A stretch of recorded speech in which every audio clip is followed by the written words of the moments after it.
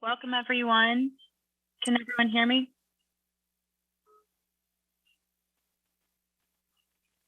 Is there anyone who can't hear me? No, we can hear you. Raise your hand. Okay. All right. Well, we are here for an executive meeting, 2 p.m. And I'm going to have Ms. Tanner read the motion and call the vote. Before we do that, I think Attorney Jack Cloud has to share some information to start. Yes, the meeting. Okay.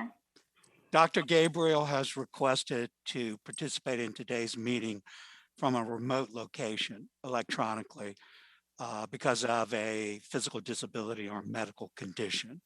That requires me to ask her certain questions for the record and also requires the board to vote to allow her to do so. And then once you've voted to allow her to do so, then the meeting can go forward and she'll participate just as if she was physically here. So before we do that, we still have to establish quorum if you're taking a vote. So Well, I think I can just say that on the record, okay. Which is what I was getting ready to do. And for the record, there is a quorum physically present here in the board meeting, which you must have in order to hold the meeting and to vote on Dr. Gabriel's request. And only board members physically present can vote on the request. The request is coming pursuant to both the Freedom of Information Act and your policy BDD. Dr. Gabriel, you can hear me, correct?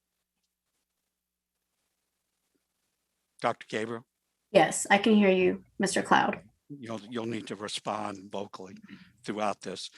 So you are asking to participate in this meeting electronically because of a physical disability or medical condition, correct?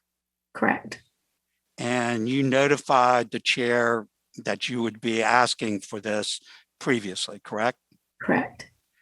And the remote location that you're attending from is your home here in Norfolk, Virginia, correct? Correct.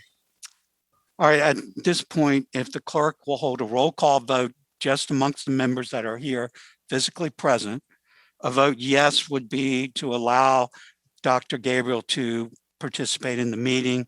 A vote no would be to not allow her to participate in the meeting. Ms. Tanner? Yes. Basine, Yes. Campson, Yes. Clanton, Yes. Jordan, Yes. Martin. Yes. All right, and with that, and the clerk will need to record all of this in the minutes ultimately. The meeting can go forward and Dr. Gabriel is now free to participate both in the open and the closed session. Madam Chair, I move that we go into closed session. Thank you. Can I get a Second. second to go into closed session? Second. Second. Who seconded that? Clanton or, okay, Mr. Clanton did. okay. All right. Basine. Oh, hold on. I apologize. Move that members of the school board go into a closed session for the purposes which are set out in subsection A of section 2.2-3711 of the Virginia Freedom of Information Act as amended for discussion, consideration, or interviews of prospective candidates for employment, assignment, appointment, promotion, performance, demotion, salaries, disciplining, or resignation of specific public officers, appointees, or employees of the Norfolk Public Schools pursuant to subsection 1 of the Act. The two subjects of this portion of the session are the discussion and consideration of the superintendent's performance by purposes of the annual evaluation required by section 22.1-60.1 of the Code of Virginia, 1970, and provisions of the superintendent's contract, and a discussion of today's regular personnel agenda. Discussion or consideration of disciplinary and any other matters concerning students in Norfolk Public Schools that would involve the disclosure of information contained in a scholastic record pursuant to subsection 2 of the Act. The subject of this portion of the session is the discussion of today's regular student support services agenda. C, consultation with legal counsel and briefing by staff members concerning actual or probable litigation or specific legal matters requiring the provision of legal advice by counsel pursuant to subsections 7 and 8 of the Act. The subjects of this section of the motion are the matters set out above in subsections A and B of this motion and the presentation and discussion of legal issues specific to the treatment of transgender students within the division in light of current federal Fourth Circuit case law, pending federal and Commonwealth lawsuits, Virginia Code Section 22.1-23.3, treatment of transgender students policies, and the Virginia Department of Education's promulgation of model policies for the treatment of transgender students in Virginia's public schools. Basine? Aye. Campson? Aye. Clanton? Aye. Gabriel? Aye. Jordan? Aye. And Martin. Aye. Okay. So at this time, we will go to the conference room and have our executive session. There is a chance that we might need to start a little later for the, we have a 4 o'clock executive session. We might need to start a little bit later. We might go over since we've been delayed so much in this, starting this one. Just a heads up.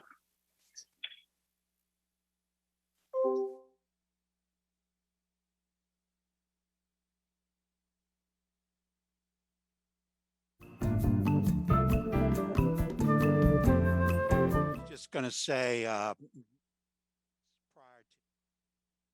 certifying the executive session, that Ms. Smith was not present for the entire executive session. So her vote and her certification will just be for that portion of the closed meeting that she attended.